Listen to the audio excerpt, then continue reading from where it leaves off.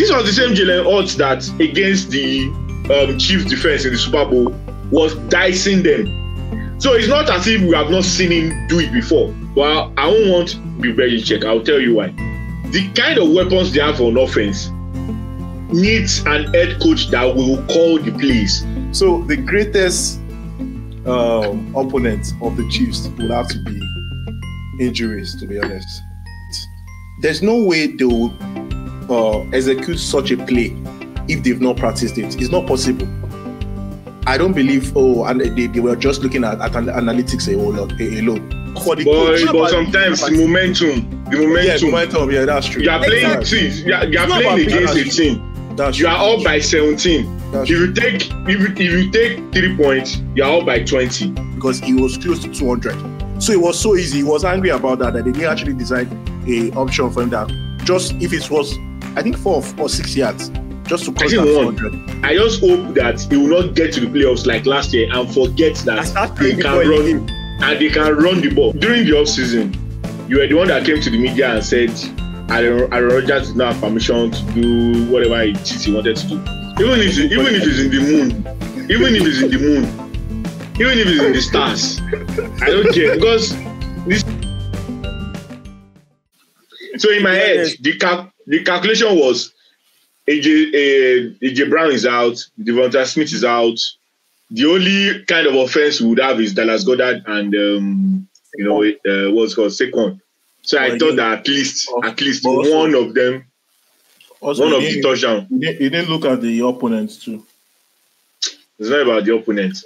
The game yesterday was not about the opponents. Maybe to be honest, because those, I think it's a good place to start anyway. To our viewers, our esteemed viewers and listeners, welcome to the NFL table or Overreaction Monday, as I also like to call it.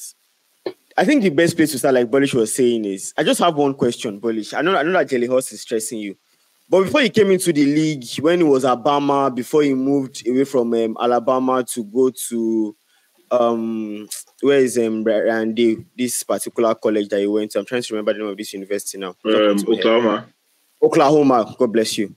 Jalen Hurts was a dual threat quarterback. Comes into the league, he was still a dual threat quarterback. Could move with his legs, could throw like that. But I'm watching highlights of the game because I didn't watch the game yesterday at when it was going on. I'm watching highlights of the game yesterday. I've noticed it like towards the end of last season, even this season. Is he injured, or is it the case of Jalen Hurts is looking at himself now that, please, I'm not a big boy.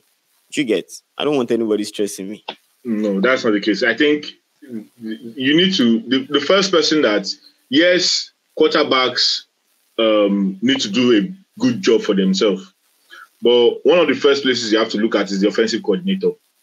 And there is a amber alert out right now. APB out for Kellen Moore. We are on the verge to find out and finally confirm if Kellen Moore is a fraud, because it's looking like he's a fraud.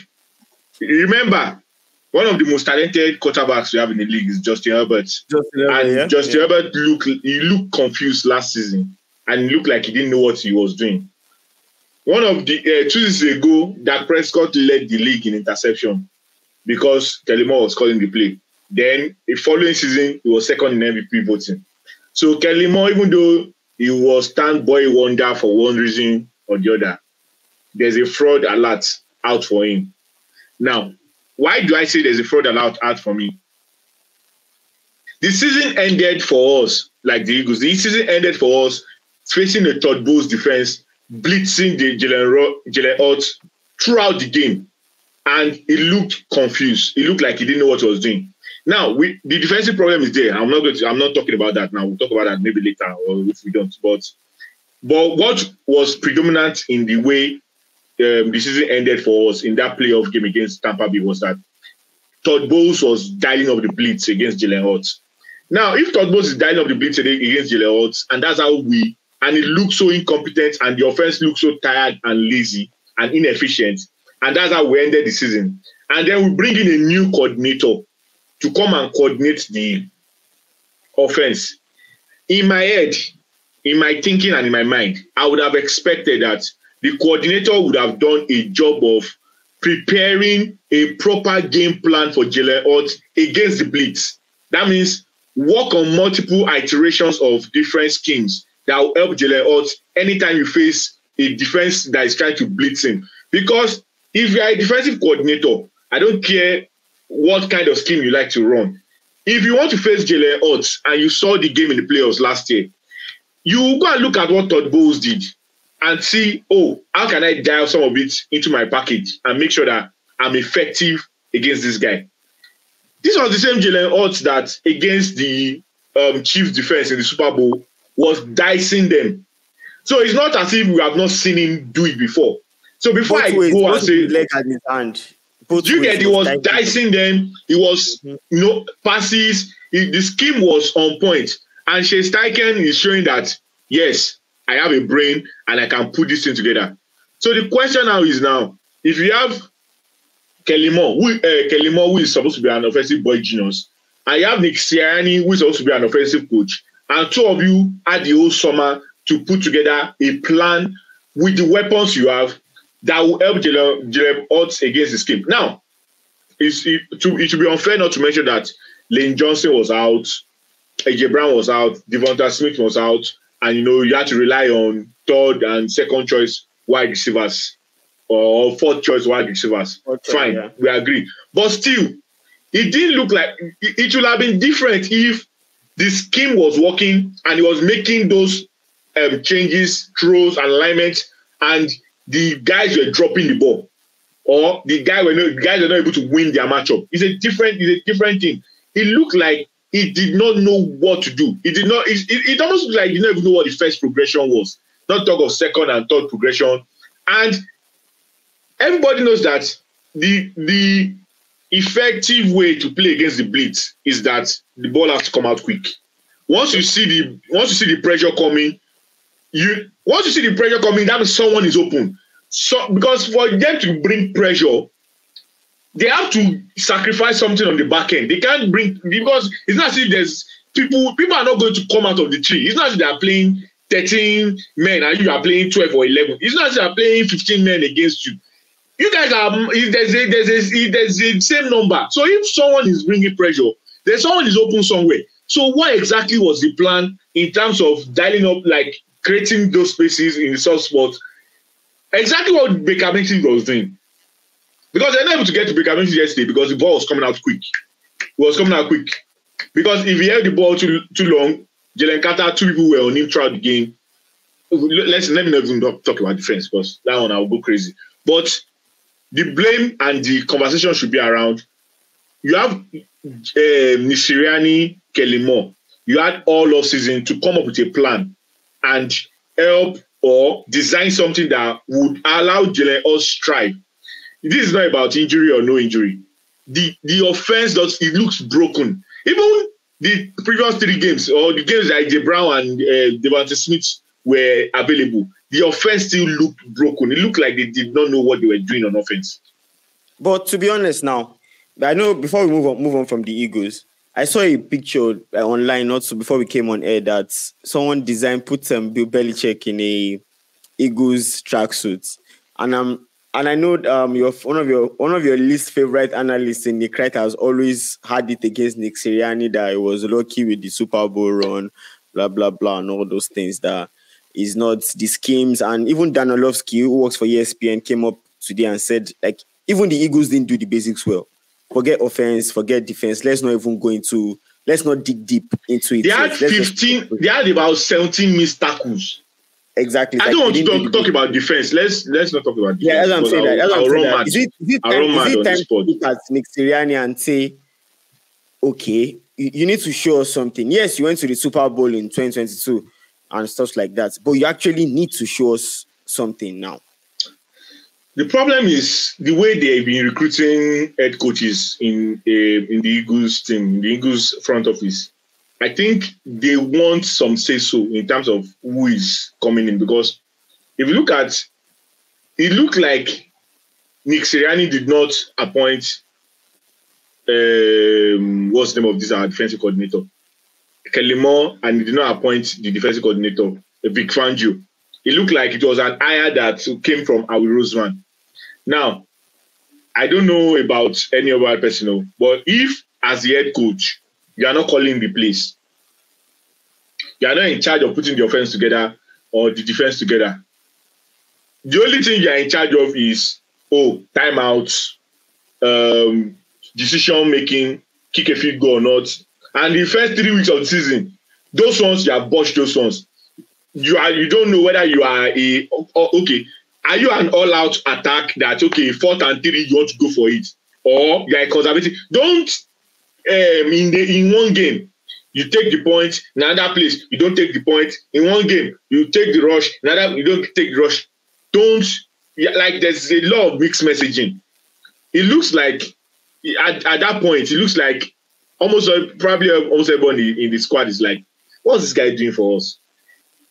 And I think that's probably the point really. At that point, I think if you have put together what you have now, if you come back from this bye week, because we're on a bye week now, and then you come back and then the next 3 weeks, it doesn't look good, I think it will not be far-fetched to think that they make a change. But I won't want to be very check. I'll tell you why. Yes, the defense has been a problem for the last 2 seasons, last season and current season. Yes, the defense has been a problem. But the kind of weapons they have on offense needs an head coach that will call the plays. An head coach that will be the one in charge of the offense. You can get a defensive coordinator that will come and, if you are going to stick with Banjo, fine, or you get someone. But you need a coordinator, an head coach that will be in charge. That not an head coach that you don't know what he's doing or get an head coach that will call the plays. And the Reid is how many? 150 something years old. He calls the plays because he put the plays together. So, and those things matter in the grand scheme of things. See how Jaden Daniel is striving in the Commanders. Because Clive Kingsbury is calling the plays and he's dialing your offensive coordinator for a quarterback. Jalen Hurts has had 3 quarterbacks in 2 seasons. Because they changed 3 offensive coordinators in 2 seasons. They changed offensive coordinator in the middle of the season. So in 3 seasons, he has had 4. There's no way you can progress as an offense or progress as a quarterback where you have so many changes. Because the playbook is changing. That's what it means. Because all the offensive coordinators are not doing the same thing. So when a new offensive coordinator comes, the playbook will change, the language will change, the instruction will change, the manner, the runs, the way he wants the blitz, the way he wants the protection, everything changes when the new offensive. So they have been changing. Meanwhile, when there are some teams that the same offense that they started from maybe 4 years ago, that's the same offense they are running. They just keep iterating in making it better, improving some tiny bits. So it gets to a point where you have mastery of the offense, not when you are changing coordinator every year. So they need to get the next hiring, if they're going to hire someone, they need to be an head coach that they trust in, that will call the plays, that will come in and make. You can't just be changing offensive coordinators like that and think you get benefit from all the because Howie Roseman has done his job. Yes, some of them are injured now, but everybody being fit, that offense is a very, very powerful unit. So you need someone that can really, really make the engine go. Akin, you just mentioned Andy Reid and the Chiefs now, because obviously I think the Chiefs are 4-0. They've not lost any game. Yesterday was a tight one against the Chargers. We saw Xavier Woods. But no matter how good Andy Reid is as a play caller, Patrick Mahomes can't throw the ball to himself, because at this point, it feels like the only wide receiver you guys have is Xavier Woods, the fast rookie. Juju Smith-Schuster is, the injuries keep racking up on offense. No running back. You have to bring back Kareem Hunt from the Browns practice squad. Do the Eagles, I said the Eagles, do the Chiefs look at it this season and go, let's go and trade for a wide receiver? We can three-peat. At this stage, I feel like, let's be honest with ourselves, 2 things I was going to say. I think the Chiefs' greatest strength has to be, aside the quarterback, we're talking about also Andy Reid being like the greatest play caller of all time. Yeah, he gets. And such that anybody you put into, you can even put an average player into that mix and it functions. I mean, if you have Patrick Mahomes, you understand, it makes other players better around him. That's the first thing. So yeah, they need to go out there to actually look out for those players that you can probably just sign right now to just get the job done or get them close to the playoff at least. That's number one. And I mean, initially before the regular season started, I said when you asked the question, what was going to be their greatest rival, I was still saying Eagles. It's not Eagles. I retract that. Well, I think the point, I mean, which brings me to the second point I want to make. So the greatest opponent of the Chiefs will have to be injuries, to be honest. Like, safe to say, because at this stage, I mean, being the only team that, you know how you can actually play up until like the playoff and also win the playoff. That means you've played more games than the rest of the teams. And it's only telling on those players right now. If you're having to do that like back to back, almost every time. So I feel like if they can get into that market and see someone they can actually sign, it doesn't have to be one spectacular player like that. Maybe an average player. Considering the fact that they have the weapons in terms of like the quarterback and Andy Reid to call the best plays, they will do well. And I think they should do that. Like, I mean, the earlier the better. But another thing that surprised me that we've seen over the last 2 seasons about the Chiefs, Akin, is because initially when this whole ride started with Mahomes became a starter in 2018 or started in 2017, there was this banter of, the Chiefs are good offensively, but they're not too good defensively.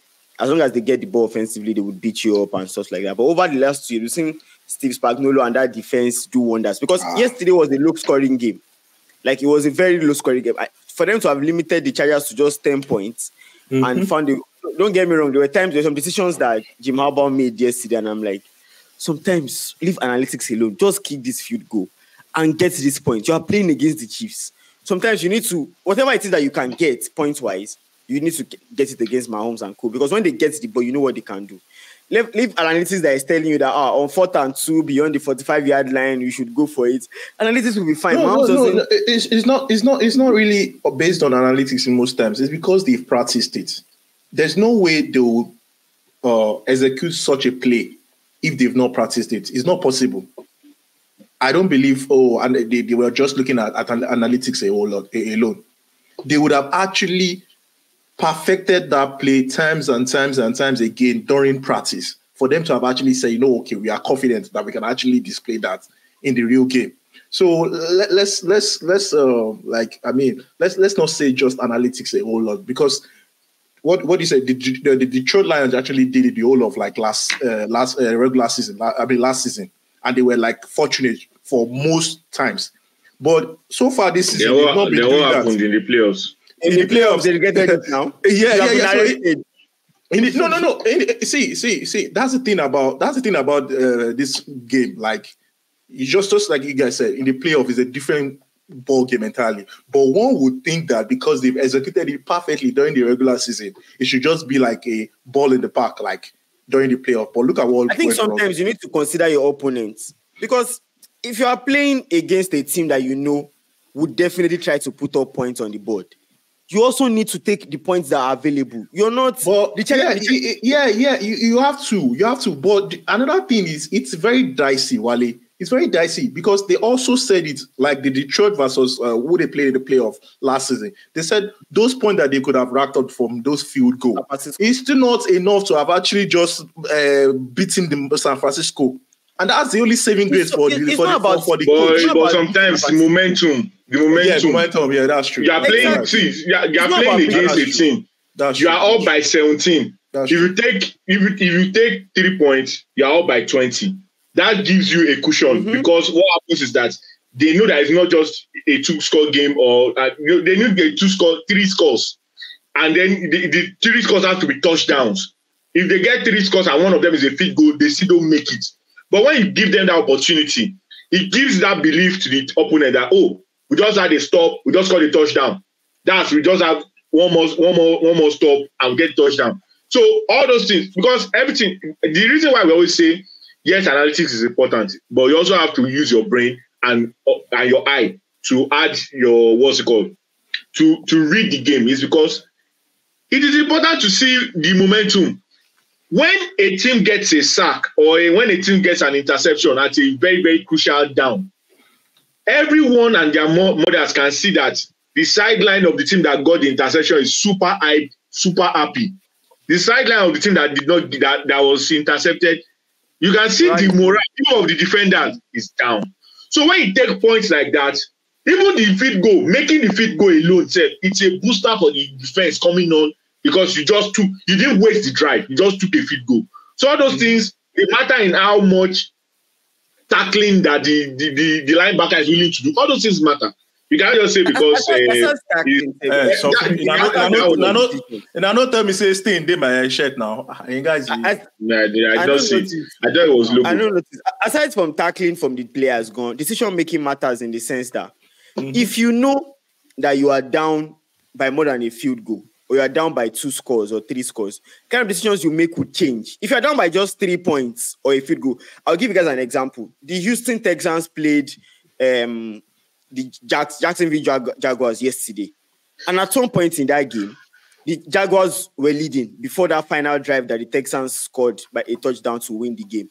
There were some decisions that if, what was his name, Doug Peterson took 1 or 2 field goals, and the Texans are looking at it that we're down by 8 points instead of down by 4. Their mindset changes immediately that, we need to score and we need to score early so that we can get the ball back and try and get it again. But if you are down by 4 and you know that we need to score, at some point when it got to the 2 minutes warning, they started wasting more time to be like, by the time we eventually score, we're going to have less than 30 seconds to do anything with the ball. And that's how they won. So sometimes kicking these field goals will put your opponent under the pressure that we need to go and quickly score so that we can get the ball back, or we need to, even in the Super Bowl against the Chiefs, against the San Francisco 49ers, the reason why the people, a lot of pundits said the Niners who won the toss should have deferred to the Chiefs was, if the Chiefs had gone first, that 4th down play that Mahomes scrambled, and he really wasn't going to go for it. His mindset would have been, if we go for this and we lose, I'm giving them a short field to go and score on the other end. So sometimes these decisions, forget analytics, the decisions that you are making in real time against a particular opponent matters a lot. Analytics might tell you that 4th and 2, if you go for it, yes, there are times whereby you don't have an option and you have to go for it. But there are also times whereby you need to consider that it's hard to score points. Like Bolly said, you need momentum. There's a difference between 17 and down 20. There's a difference when you're down 14 and you are down 17. 14, that means it's 2 touchdowns. 17 means they need to score 2 touchdowns and get the ball again to try and tie you guys up or get the lead. So I get that point, but you are playing against the Chiefs. Just score. Kick the field goal and move on and see whatever it is that you can. You can't even tell that to, how do I put it? Although the Steelers lost yesterday, but you can't tell it to them. They're going to kick as many field goals as possible. Bolish, I know that there are people that have been sharpening their knives for Justin Fields. He has been playing well. He has played well in the first 3 games. Even yesterday, I genuinely don't think he was the reason the Steelers lost to the Colts, because over almost 450 yards, both air and ground, 2 touchdowns. The Steelers, over the last, for as long as I've known them, have been known for their defense. Defensively, they are strong. Then offense, they do get whatever it is that they can get and they win games, or they don't and they move on. Yesterday, it just felt like defensively, no one showed up. The Colts and Shane Steichen got whatever it is that they wanted. Jonathan Taylor ran like he owned the entire field. Yes, even Joe Flacco came in for the injured Anthony Richardson and decided, forget the fact that I'm 39 or thereabouts, I can still throw some darts. Man went for 12 for 12. Exactly. See, when you have a offensive coordinator that knows what he's doing, knows how to, because Sam Donald looks like the MVP, because Kevin O'Connell is calling the plays and is making it look like, guy, he's literally putting it on a plate for him. Malik Willis, what's the name of that guy in Green Bay?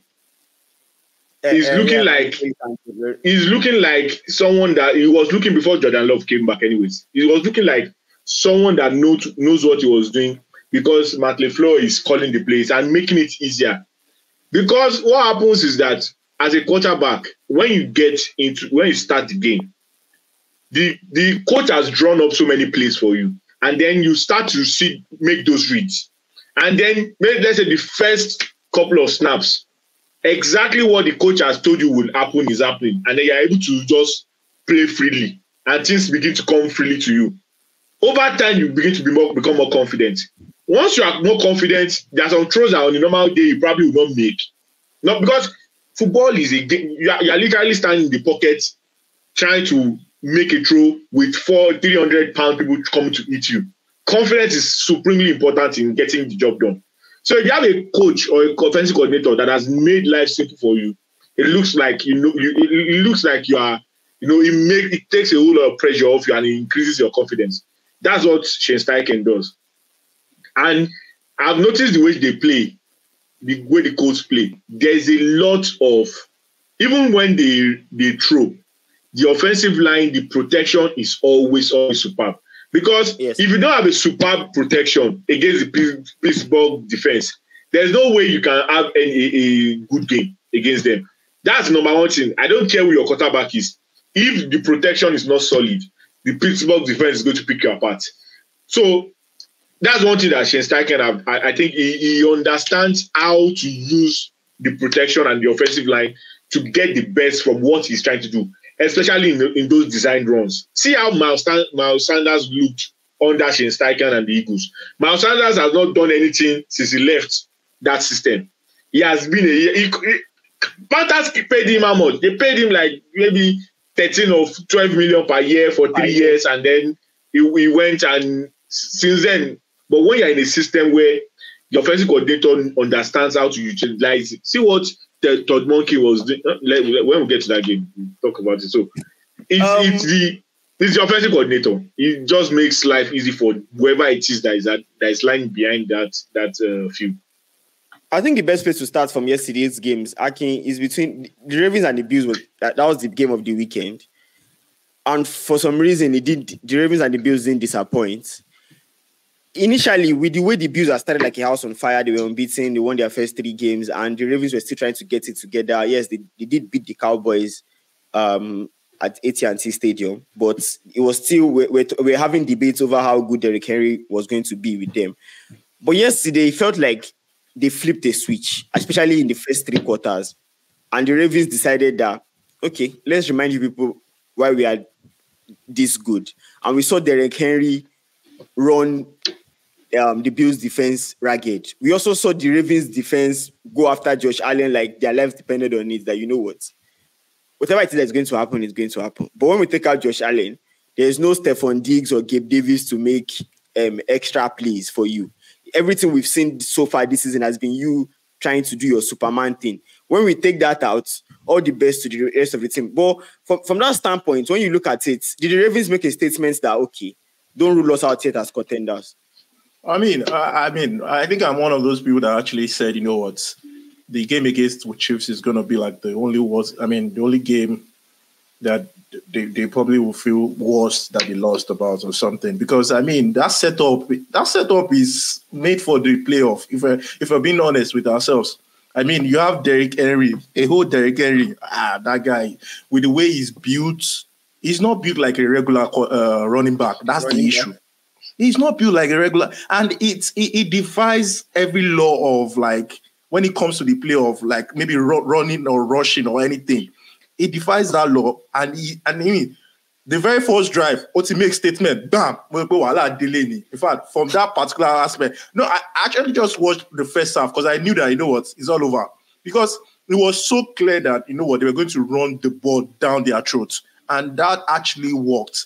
And that's what I've been waiting for. Like, limit what's his name, Lamar can actually do. Let him focus on just one thing, throw the ball. But anything that has to do with just running the ball, let it just, there's a reason why you guys bought this guy. Let him have more carries than usual so that he can actually just attack.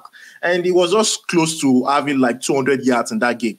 And the only play that I think, because I was watching the replay, he was actually mad about was the fact that normally you're supposed to hand the ball over to him so that he can actually run the defense. But when you have him at the far end, so that they can actually throw the ball and run. The opponents know that the person that you guys are targeting from that moment on is Derrick Henry because he was close to 200.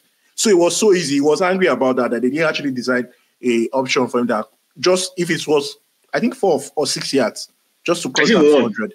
It was 1, right? So he could have actually got that. So that's the only thing he was. 199 rushing yards. It was 1 yard. Wow. Yeah, it was. Yeah, so that's the only play. That was the only play that he got so angry about. I wasn't that perfect. If not, he would have actually had that 200 yards. So this is what I mean when I want that team to be unpredictable. Like opponents will sweat. You don't know where the threats are coming from. That's what I like. So yeah, it was a very good win for the Ravens, and I hope they can actually capitalize more on this and leverage more on this win. But they're a playoff team, to be honest. Let's be honest, man. One of the reasons why the AFC North is probably brutal. Polish, should Jalen Daniels have gone first overall pick, or is Cliff Kingsbury a genius? Before I even talk about Jalen Daniels, I think I want to mention the use of Rijkaard in that offense. You know, there was a couple of the runs you will see. It starts saying 0-0-0-0-0-0-0. He was playing as a fullback or a tailback yesterday. Yeah. But there was no particular run. He was handling 2 people. Like he held 2 people. He was able to hold 2 people together and stop them from getting to Derrick Henry. Like so it's not just the offensive line that was covering that it was the left side. But it was after the offensive line that was battling with the defensive end. The right guard came behind the offensive lineman and held 2 people. So Todd Monken, I just hope that he will not get to the playoffs like last year and forget that they can run and they can run the ball. That's the only thing I also hope he doesn't do. If they run the ball with the way they can run the ball and with the way their defense can play, because their defense showed up in the playoffs. Yes. But if they can run the ball with the way they can run the ball, I think they probably can be the one to eliminate the Chiefs this year. Now to Jaden Daniels, I think it's a mixture of both. I wouldn't say Caleb should not have been number 1, but I feel like there was a lot more hype for Caleb than required. What do I mean by that? If you watch Caleb play, there are a lot of quarterbacks that in college can do those kind of things that Caleb was doing. What do I mean by that? I'm not talking about arm angles or extension of plays. I'm talking about if you are playing against college defensive ends and defensive linemen, not all of them are making it to the league. Not all of them are making it. Some of them are just. Some of them after that one season, some of them the college will drop them. So you have a situation whereby you are not playing against the best of the best. So some of the things you have the opportunity to do, it to show up, and it to show up on the film. But why I said it's a mixture of both is that I think the Chicago Bulls have not helped in terms of the play calling and what they have put in place. And I think that if they try to get more of the play calling that he probably was comfortable with in USC, it probably will help him in like going forward. And yes, even if they have a very bad line, the thing is the play caller, whoever is calling the play, should know that okay, this has a very bad line. Then the play should not be him holding the ball and trying to find someone 70 yards down the field. There are ways around all this. That's why sometimes you need to dink and dunk. Short Jim Harbaugh is literally using a defensive player on offense I think it's as a tailback or on the offensive line. Mm-hmm. There are ways around these things. There are ways around it. If you want to find solution, you find solution. But if you have neighbor flus, and I don't know who is calling their offense in Chicago right now. So if you have people that are not imaginative, that's when you start having all these excuses. Every single team has one problem or the other. Nobody's perfect. Nobody's having a full team with no injuries or anything like that. Everyone has their different things or different challenges that they are facing. So sorry to even interrupt you because I just remembered now that Cliff Kingsbury was Caleb Williams' offensive coordinator in college. That's why everyone thought he was going to get the job in Chicago during the offseason. So it would have made sense to pair them together. But, Chicago Bears would always find a way to mess it up one way or the other. So that one, I think, is a eternal cause. They should go and find who was the last quarterback to throw for 4,000 yards, and what exactly did Chicago Bears do to the guy? Because so yes, the offensive line is not good, but there are ways around it. And it's not as if the Washington Commanders' offensive line is the best offensive line in the world. I don't think that's the case. I don't think before we're coming into this season. Last season they gave up about 70 plus sacks. Mm-hmm. So it's not as if, and it's not as if maybe they sign someone from one free agent that is like super, changing what they are doing on the offensive line. It's still a large couple of some of the guys there, some rookies. So what has changed? The play calling and the scheme. Oh, our offensive line is not the best. How do we scheme our players open faster? How do we allow Jaden Daniels not hold the ball a little too long to avoid taking it? And luckily for them, Jaden Daniels is a fast player. So if it makes his progression and he sees the hold, he can run. So those are the things that the right play calling will solve for you. Aki, before we call it quits, the Jets yesterday failed to score a touchdown. After we saw them last week spraying the ball everywhere.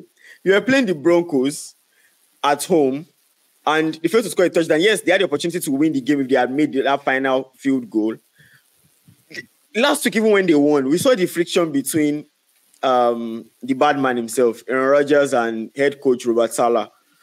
And yesterday again, even after the game, Rodgers just walked onto the field and he felt like, why am I don't need to talk to this guy or something. It's beginning to look like the bad man is not impressed with his coach. And the bad man's ego won't just allow him I don't know. No, really, because see, so this is the thing here. Like Salah is in a bad situation as a coach right now because a lot of people are fans. We have a lot of fans of like Aaron Rodgers. They feel like he cannot do any wrong or anything. You understand what I'm saying? So because of that, he as a player, as a quarterback in that team, is actually capitalizing more on just like not being in good terms with the coach. It's not bad. Like it's still early on in the season. You guys still have like how many more games to go? This is not the time to start saying stuff because you feel like things are not going your way and you think it's the coach's fault. And it's not in your place. Forget the fact that you've been MVPs or you're a very renowned quarterback in the league. No. It's only just going to get you far. I mean, after a while, if you continue this way, everybody is just going to call your bullshit out too as a quarterback. I don't just agree. Even if the coach has a problem, you shouldn't be addressed in the public. That's what I mean. I feel. I don't know if Bolish has something else he wants to add to this. No, Salah is just making things unnecessarily difficult for himself because in the first place, for example, if during the offseason you were the one that came to the media and said Aaron Rodgers did not have permission to do whatever it is he wanted to do. Now, if that kind of conversation is happening and you don't address it internally, you create that public conversation because no one was going to, if you said, oh, it's something we are dealing with internally, no one was going to come and ask you because Aaron Rodgers was there at the beginning of the training camp, the voluntary ones, all the ones that he never supposed to come. He was there. So why are you creating problem? Okay, this game, you think that Aaron Rodgers should dial back his cadence. Why can't you tell him that you guys are together throughout the week? You cannot give him that information or talk to him, in the locker room. I mean, why that same Aaron Rodgers cadence is what Aaron Rodgers used to win, to trick so many defensive line that you get a lot of free plays, a lot of 5 yards, a lot of false starts. So why are you having that conversation in the what's called in the media? And it's not as if maybe this problem of false starts from your own team is something that has happened twice. This game is maybe there was one in the last game. This is the first time that you're having 4 or 5. Obviously, there's something wrong that needs to be addressed, but not. I think Salah is trying to, I don't know, maybe wrestle the dressing room or show that he's the boss or show that he's the one. But all those ones will just get you fired because at the end of the day, no one cares if you are not getting the job done. You have not done anything. Yes, you are a very good defensive coordinator. Yes, you dial up a good defense. Yes, you are able to bring in talent and get the job done. But you still not done anything. No one cares about that. If you can't get the job done because you are the head coach. You're not the defensive coordinator. You are the head coach. So you're supposed to get the win. No one cares about all those your superb defense. There are two Monday Night Football games. One of them is currently going on. The Aram of the Arames. The Dolphins are playing the Titans. The quarterbackless Dolphins, because suddenly Tyreek Hill and Jalen Waddle look like scrubs. Because obviously you can't throw the ball to yourself. You need somebody to throw the ball for you. Because that I probably wouldn't even bother with the game. But for the Lions Seahawks, probably the game to watch. Listen, the Seahawks have started the season quite well. Geno Smith and the gang look like okay, they know what they are doing. A bright young coach in Brian McDonald, like okay, yeah, I know what we know what we're doing here in the Seahawks too. Everything looks like it's on point, but it's the Lions, and I'm probably going to put both of you here to just give us your predictions before we leave. Akin, Lions Seahawks, who do you think is winning this? Is it Detroit Lions now? Who's at home? Lions, right? Yes. Lions are winning, Jerry. Even if it's in the moon, even if it's in the stars, I don't care because the Seahawks, yes, they are 3-0, but they have Geno Smith has maybe 3 touchdowns, 2 picks or something like that. Mm-hmm. So even if they want to go and play it in Ife, Lions will win that game. I think that settles our episode for Overreaction Monday.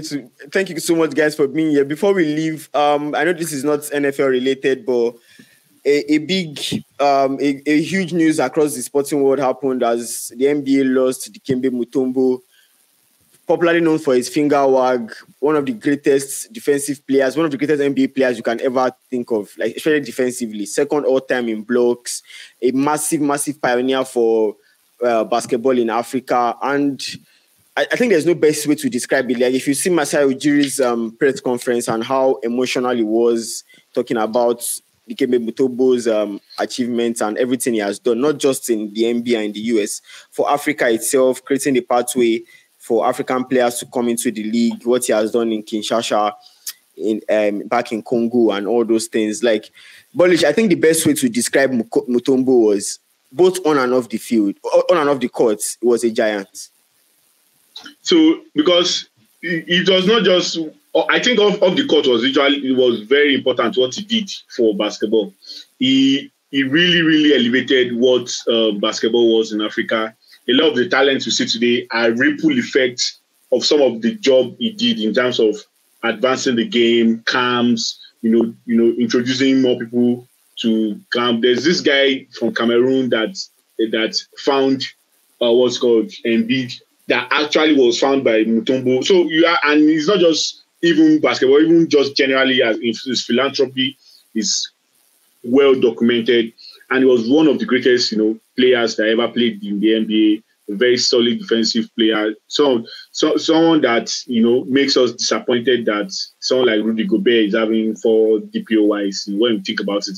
So, but we just like to send our love and light and Why are you coming for that girl like Shaq? Shaq hates that guy with passion, eh? Shaq be like, what is he doing? Shaq. We don't like saying rest in peace to Dikembe Mutombo and no. I'm sure as the NBA approaches, would dive more into the NBA and Rudy Gobert. To our viewers out there, please don't forget to like, share, and subscribe. Thank you so much, guys, for being here. Actually, you can get back to your dinner. We did talk about the trade of the Knicks to the what's it called? This is NFL. Towns. I know. We have ended the episode now.